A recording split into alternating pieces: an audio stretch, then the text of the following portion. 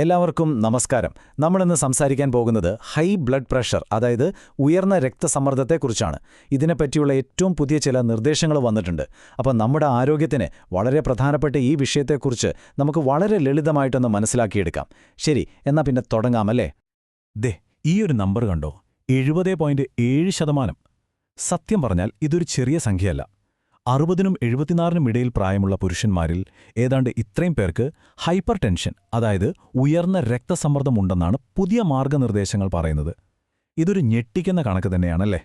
എന്തുകൊണ്ടാണ് നമ്മളിതിനെ ഇത്ര ഗൗരവമായി കാണേണ്ടതെന്ന് നോക്കാം.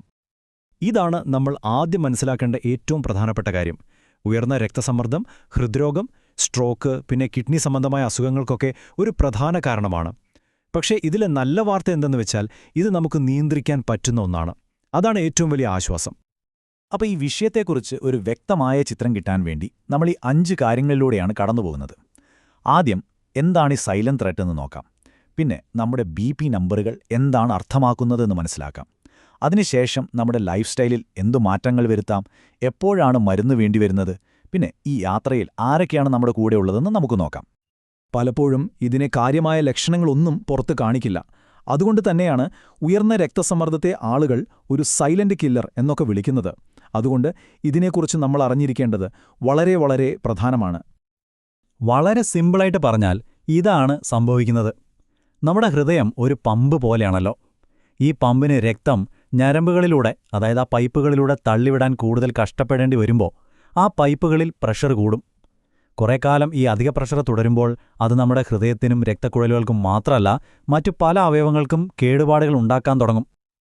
ഇവിടെ നോക്കൂ, പ്രായം കൂടുന്തോറും ഹൈപ്പർ ടെൻഷൻ വരാനുള്ള സാധ്യത എങ്ങനെയാണ് കൂടുന്നതെന്ന്. ചെറുപ്പക്കാരിൽ ഒരു 14% താഴെയാണെങ്കിൽ മധ്യവയസ്സിലെത്തുമ്പോഴേക്കും അത് 50% മുകളിലായി. പിന്നെ പ്രായമായവരിൽ അത് 80% കടന്നുപോകുന്നു. ഇതിനർത്ഥം ഏത് പ്രായത്തിലുള്ളവരായാലും നമ്മളിതിനെക്കുറിച്ച് ബോധവാന്മാരായിരിക്കണം.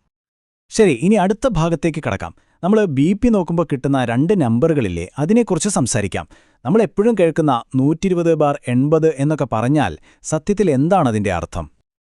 ആ മുകളിലുള്ള സംഖ്യയിലെ അതാണ് സിസ്റ്റോളിക്. ഹൃദയം ശക്തിയായി രക്തം പുറത്തേക്ക് പമ്പ് ചെയ്യുമ്പോഴുള്ള പ്രഷറാണത്. താഴെയുള്ള സംഖ്യ ഡയസ്റ്റോളിക്. ഹൃദയം ഒന്ന് വിശ്രമിക്കുമ്പോൾ, അതായത് 2 മിടിപ്പുകൾക്കിടയിലുള്ള പ്രഷറാണ്. ഈ 2 നമ്പറുകളും ഒരുപോലെ പ്രധാനപ്പെട്ടതാണ് കേട്ടോ. ഈ പുതിയ മാർഗനിർദ്ദേശങ്ങളനുസരിച്ച് നിങ്ങളുടെ BP 120/80 താഴെയാണെങ്കിൽ അത് നോർമലാണ്. പക്ഷേ 130/80 മുകളിലേക്ക് പോയാൽ അത് ഹൈപ്പർ ടെൻഷനായി കണക്കാക്കും. ഇവിടെ ഒരു പ്രധാനപ്പെട്ട കാര്യമുണ്ട്. നിങ്ങളുടെ മുകളിലെയും താഴത്തെയും നമ്പറുകൾ 2 വ്യത്യസ്ത കാറ്റഗറിയിലാണെങ്കിൽ എപ്പോഴും അതിൽ കൂടിയ കാറ്റഗറിയിലായിരിക്കും നിങ്ങളെ പരിഗണിക്കുക. ഈ 2 സാഹചര്യങ്ങളും നമ്മൾ സാധാരണയായി കാണുന്നതാണ്. ചിലർക്ക് ഡോക്ടറെ കാണുമ്പോഴുള്ളൊരു ടെൻഷൻ കാരണം BP അങ്ങ് കൂടും. ഇതിനെയാണ് വൈറ്റ് കോട്ട് ഹൈപ്പർ ടെൻഷൻ എന്ന് പറയുന്നത്. എന്നാൽ ഇതിലും ശ്രദ്ധിക്കേണ്ട ഒന്നാണ് മാസ്ക്ഡ് ഹൈപ്പർ ടെൻഷൻ. കാരണം ഡോക്ടറുടെ അടുത്ത് ചെല്ലുമ്പോൾ BP നോർമലായിരിക്കും, പക്ഷെ വീട്ടിലത് കൂടുതലായിരിക്കും. അതുകൊണ്ടാണ് ഇടയ്ക്കിടെ വീട്ടിൽ വെച്ചും BP ചെക്ക് ചെയ്യുന്നത് വളരെ പ്രധാനമാണെന്ന് പറയുന്നത്. അപ്പോൾ ഇനി നമ്മൾ ഏറ്റവും പ്രധാനപ്പെട്ട ഒരു ഭാഗത്തേക്കാണ് കടക്കുന്നത്.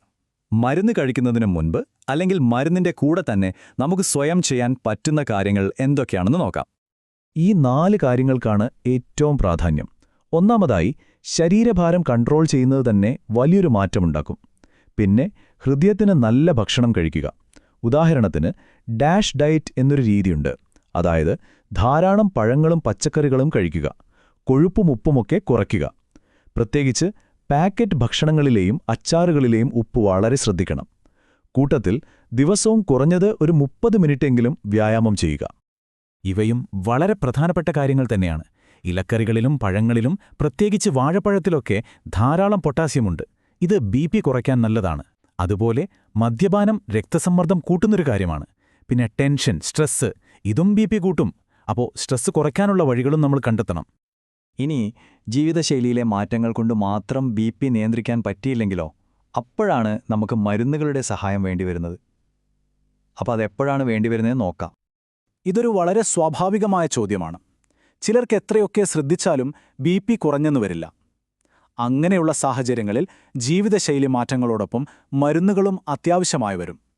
പുതിയ മാർഗനിർദ്ദേശങ്ങൾ ഇക്കാര്യത്തിൽ വളരെ വ്യക്തമായി പറയുന്നുണ്ട്. നിങ്ങളുടെ BP 140/90 മുകളിലാണെങ്കിൽ മരുന്ന് തുടങ്ങാൻ സാധ്യതയുണ്ട്.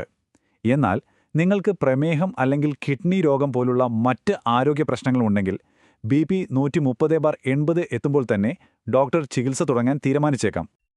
അപ്പോൾ ചികിത്സയുടെ പ്രധാന ലക്ഷ്യം ഇതാണ്: പ്രായം എത്രയായാലും നമ്മുടെ രക്തസമ്മർദ്ദം 130/80 താഴെയായി നിർത്തുക.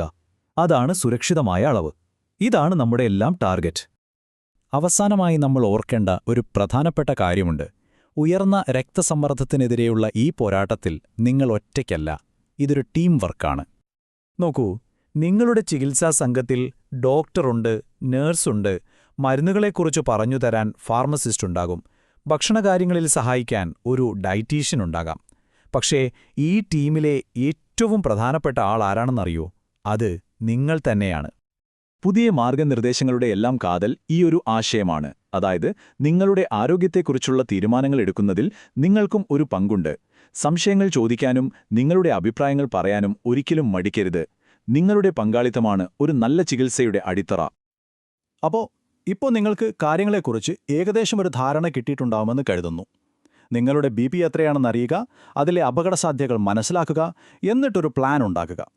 ഓർക്കുക, നിങ്ങളുടെ ആരോഗ്യം നിങ്ങളുടെ കയ്യിലാണ്. ആരോഗ്യകരമായൊരു ജീവിതം തുടങ്ങാൻ ഇന്ന് നിങ്ങൾ എന്ത് മാറ്റമാണ് കൊണ്ടുവരാൻ പോകുന്നത്? ഒന്ന് ചിന്തിച്ചു നോക്കൂ, എന്നിട്ട് പ്രവർത്തിച്ചു തുടങ്ങൂ.